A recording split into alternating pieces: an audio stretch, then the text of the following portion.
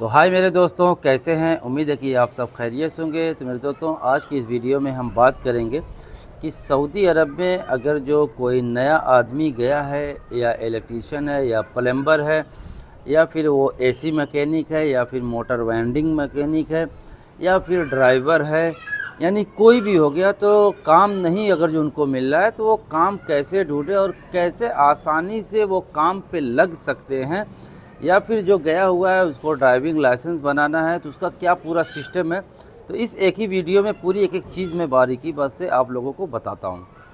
तो सबसे पहले हम स्टार्ट करते हैं ड्राइविंग लाइसेंस का।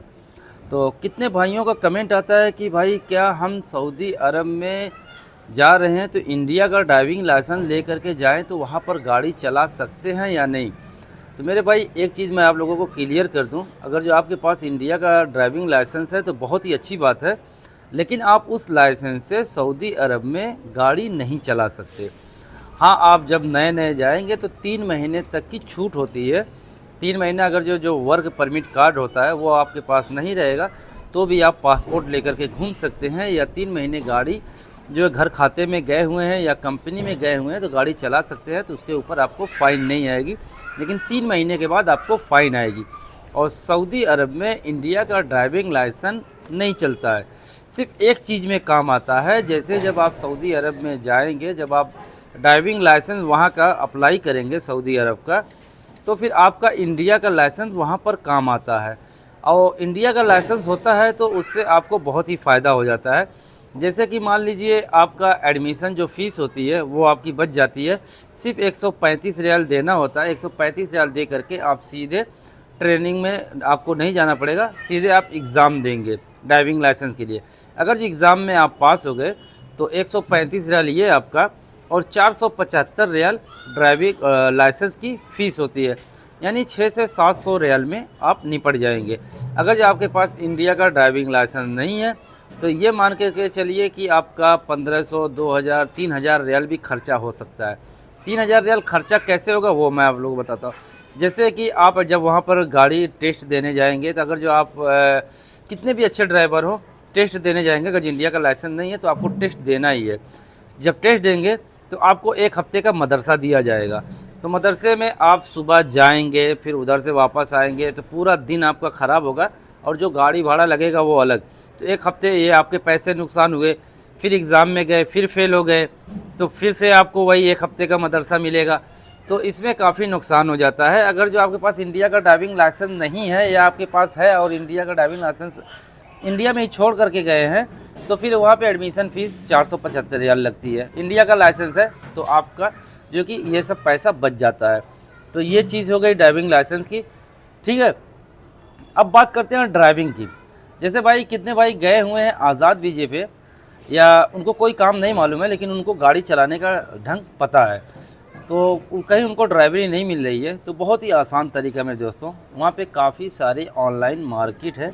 जैसे हमारे इंडिया में अमेज़ोन है, फ्लिपकार्ट है, बहुत सी वेबसाइट है चलती है। तो सेम वैसे ही इंडिया सऊदी अरबिया में भी चलती है। आरमैक्स है, जोमेटो है, बहुत सी वेबसाइट है। किसी भी वेबसाइट पे ऑनलाइन आप जाइए, वहाँ पे आप फॉर्म सबमिट करिए, अपना मोबाइल नंबर, अकाउंट नंबर ये सब डालिए, उसके बाद आपकी आईडी बन जाएगी। तो आईडी बनने के बाद वहाँ पर आप जो है कि ये क्या नाम है, जो सेल्समैनी का काम होता है वो कर सकते हैं। तो हर पार्सल के पीछे आपको 10 रियाल, 12 रियाल, 20 रियाल, लोग 50-50 रियाल एक पार्सल पे कमाते हैं। तो जैसा ऑर्डर होता है वैसा जो है काम होता है। तो काफ़ी अच्छा खासा पैसा कमा सकते हैं उसमें, और उसमें कोई जेब से 1 रुपये लागत की ज़रूरत नहीं होती है।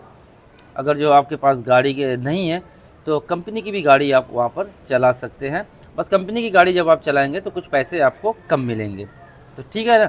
तो किसी के मतलब मस्का पॉलिश लगाने की ज़रूरत नहीं है, आप ऑनलाइन भी वहाँ पर काम कर सकते हैं। और ऑनलाइन काम करने के लिए किसी की कोई ज़रूरत नहीं होती है। बहुत से इंडियन, बंगाली भाई लोग काम करें। इंडियन तो बहुत कम है, ज़्यादातर इस लाइन में आपको पाकिस्तानी और बंगाली मिल जाएंगे। क्योंकि देखिए एक बात बताएं, इंडियन जो है ना, किसी भी अरब कंट्री में या कहीं भी इंडिया से बाहर जब जाते हैं तो उनके अंदर गट्स नहीं होता है कि हम कोई अपना कारोबार या अपना काम करें।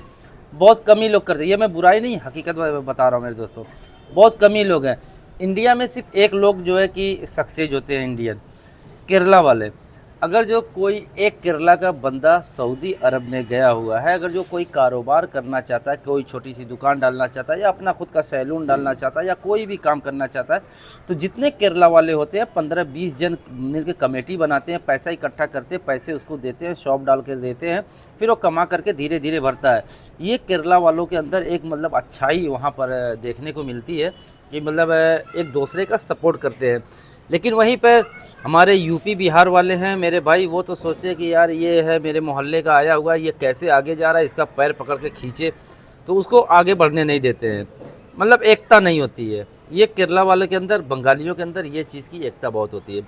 और फ्रॉडगिरी में अगर देखा जाए तो चीट करके पैसा कमाना सऊदी अरब में दो ही लोग हैं, सबसे ज़्यादा दो ही लोग हैं, एक पाकिस्तानी एक बंगाली। ये दो लोग चीट करके बहुत पैसा कमाते हैं, उल्टा सीधा कारोबार करते हैं, नस्वार के बेचते हैं, गुटखे का कारोबार करते हैं, उसके बाद गधे का गोश्त तक जो है कि काट के बेच देते हैं सऊदी अरब में। बहुत से केस आप लोगों ने न्यूज़ में देखे होंगे, सऊदी अरब की न्यूज़ में देखे होंगे कि रियाज में गधों का फार्म पकड़ा गया था इस तरह, जहाँ पर गधे काट करके बेचा करते थे। तो ऐसे बहुत से केसेस जो है कि मिलते हैं। तो ज़्यादातर यही बंगाली और जो पाकिस्तानी होते हैं यही लोग ये उल्टा सीधा काम करते हैं। तो ये हो गई ये चीज़ मेरे दोस्तों। अब बात करते हैं इलेक्ट्रीशियन की, कि इलेक्ट्रीशियन अगर जो हैं तो सऊदी अरब में उनको काम नहीं मिल रहा है, तो बहुत से भाइयों का कमेंट आता है कि भाई हमें काम नहीं मिल रहा है, तो कहीं काम पर लगवा दीजिए या कोई तरीका बताइए कि हम काम कैसे जो है कि पकड़ के करें। तो मेरे भाई देखिए, किसी के सपोर्ट की ज़रूरत या किसी से कहने की ज़रूरत नहीं है।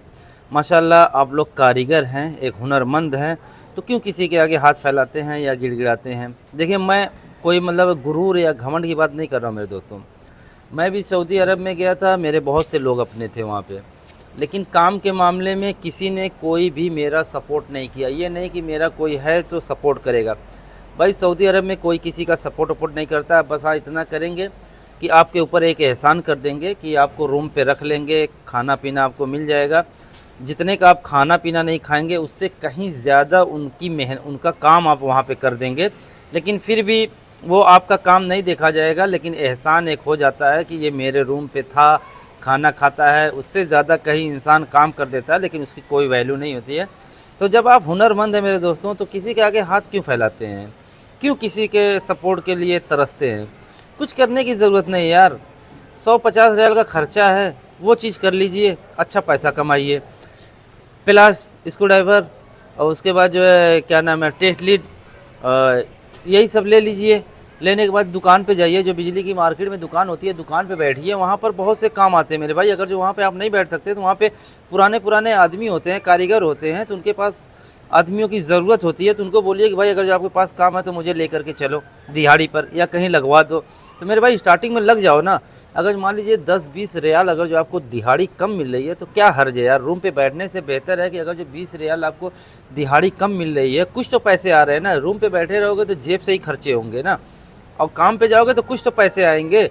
और दूसरी चीज़ ये है कि पैसे भी आएंगे और आपको सीखने को भी मिलेगा। सीखने को क्या मिलेगा, सबसे पहली चीज़ है कि सऊदी अरब का जो काम का सिस्टम होता है वो चीज़ आपको सीखने को मिलेगी, और जो अरबी ज़बान होती है वो चीज़ सीखने को मिलेगी। और जो हमारे इलेक्ट्रिक या प्लम्बर या एसी वाले जो भी है, उनका जो टूल्स होते हैं, जो सामान होते हैं, जो मतलब औजार होते हैं, जितने भी सामान होते हैं, उनके नाम का हमको पता चलता है, काम का तरीका पता चलता है, कौन सा काम हम कितने का पकड़ते हैं, कितने रुपए का जो है कि हम काम पकड़ करके करते हैं, बात करने का तरीका, काम करने का सिस्टम, हर एक चीज़ की जानकारी होती है। लेकिन रूम पे बैठ के मेरे पास काम नहीं है, काम दिलाओ, मेरे भाई ये सब करने की ज़रूरत नहीं है। मार्केट में जाओ, रूम पे बैठने से काम नहीं मिलता यार, रूम पे बैठने से काम नहीं मिलता। मार्केट में जाइए तो बहुत ही काम है मार्केट में, लेकिन बस काम करने वाला आदमी होना चाहिए। सेम यही चीज़ एसी वाले हैं, उनकी भी अलग दुकानें होती हैं, वहाँ पर जाएं, बैठें, काम पकड़ें, या किसी स्टार्टिंग में किसी के साथ दिहाड़ी पे जाएं, हर एक चीज़ की जानकारी लें, तो अल्हम्दुलिल्लाह अच्छा खासा पैसा कमा सकते हैं। और ये समझ लीजिए कि एक एक दिन की दिहाड़ी मेरे दोस्तों, कोई ज़रूरी नहीं है कि आप जाते ही 1-2 लाख रुपया कमाएं। कमा सकते हैं, कमा सकते हैं। अगर जो आप शॉप में जाएंगे, वहाँ पर बैठेंगे, तो एक दिन की 120-150 रियाल दिहाड़ी होती है। अगर जो 150 रियाल दिहाड़ी हो गई है तो इंडिया का जोड़ लीजिए 4,500 रियाल महीना, 4,500 नहीं 4,000 रियाल महीना पकड़ लो, 3,500 रियाल महीना पकड़ लो। 3,500 रियाल अगर जो आप दिहाड़ी से कमा रहे हैं, उसके बाद कहीं पे ओवर टाइम काम कर लीजिए 2-3 घंटा, तो 400-500 रियाल उसका भी मिल जाता है। अभी जैसे मिसाल के तौर पर मैं आप लोगों को बताता हूँ, जो बंगाली होते हैं बांग्लादेश के, तो वो भी यही काम करते हैं। जैसे आज़ाद विजय पे आते हैं, वो लोग क्या काम करते हैं, 4-5 इस तरह होता है, जो सऊदियों का फार्म हाउस होता है, 4-5 इस तरह वो लोग पकड़ लेते हैं। एक इस तरह से 500-500 ऐसे करके 5 इस तरह पकड़ लिए तो 2500 2,500 रियाल जो है महीना वो लोग आराम से ऐसे कमा लेते हैं। और उनका काम क्या होता है, सिर्फ़ और सिर्फ जाते हैं वहाँ पे, इस तरह जो फार्म हाउस होता है, जो झाड़ पेड़ वगैरह लगे रहते हैं, उसके अंदर पानी देना होता है। बस एक घंटे का काम होता है, 1 घंटे में 500 रियाल महीने का कमा लेते हैं। लेकिन हम इंडियन के अंदर यही सोच होती है, अरे 500 रियाल में मैं जाऊँ काम करे, ये चीज़ होती है ना। तो मेरे भाई, जब परदेश में आए हो, सऊदी अरब या इंडिया छोड़ के आप किसी भी कंट्री में गए हुए हैं, तो क्या वहाँ पे आप सेठाई करने के लिए गए हैं, या ये बताने के लिए गए हैं कि मेरे पास जो है 50 बीघा खेत है, 50 बीघे में पुदीना बोया जाता है, ये बताने के लिए गए हैं? भाई, इंडिया से जब आपका वीज़ा लग गया, आप फ्लाइट में बैठ गए, तो ये मान करके चलिए कि आप गुलामी करने के लिए इंडिया छोड़ चुके हैं। अब आप जा रहे हैं किसी और कंट्री में गुलामी करने, नौकरी करने जा रहे हैं। मैं भी गुलामी करता हूँ, मैं भी नौकरी करता हूँ, अपना काम करता हूँ, लेकिन किसी और कंट्री में गुलामी हूँ।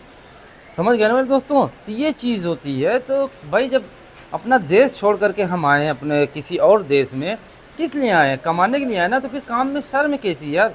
जो काम मिले काम करो। बहुत से काम है सऊदी अरब में, ये रोने की ज़रूरत या किसी के सपोर्ट की ज़रूरत, किसी के एहसान की कोई ज़रूरत नहीं यार। अच्छा पैसा कमा सकते हैं, मार्केट में जाइए, बैठिए, अच्छा पैसा कमाएंगे। और ड्राइविंग की जो बात होती है, ड्राइविंग में भी आप बहुत से काम में लग सकते हैं। समझ गए ना? तो ये सब चीज़ें हैं। अगर जो हो सकता है कि मैं कुछ बोला हूँ, शायद आप लोगों को, कुछ भाइयों को बुरा अगर जो लगे हो, तो उसके लिए मैं दिल से सॉरी बोलता हूँ। लेकिन भाई देखिए, मैं एकदम हकीकत, रियल बात बोला हूँ कि आप चाहें तो बहुत पैसे कमा सकते हैं सऊदी अरब में, और ना चाहें तो 1 रुपये भी नहीं कमा सकते। ऐसे ही दूसरों के आगे हाथ फैलाते रहेंगे, हैं, और दूसरे के सपोर्ट करते रहेंगे, या फिर बेहयाई से किसी के रूम पर बैठ करके खाते रहेंगे, और वो एहसान जताता रहेगा, 4 बातें सुनाता रहेगा, और 4 बातें आप लोग सुनते रहेंगे। तो ये सब करने से अच्छा है मार्केट में निकलिए, अपना काम करिए और अच्छे पैसे कमाइए। वीडियो अच्छी लगी हो तो चैनल को लाइक, सब्सक्राइब, शेयर ज़रूर करिएगा। तो फिर किसी और वीडियो मिलेंगे, तब तक के लिए अल्लाह हाफिज़। अपना ख्याल रखना और दुआओं में याद रखना।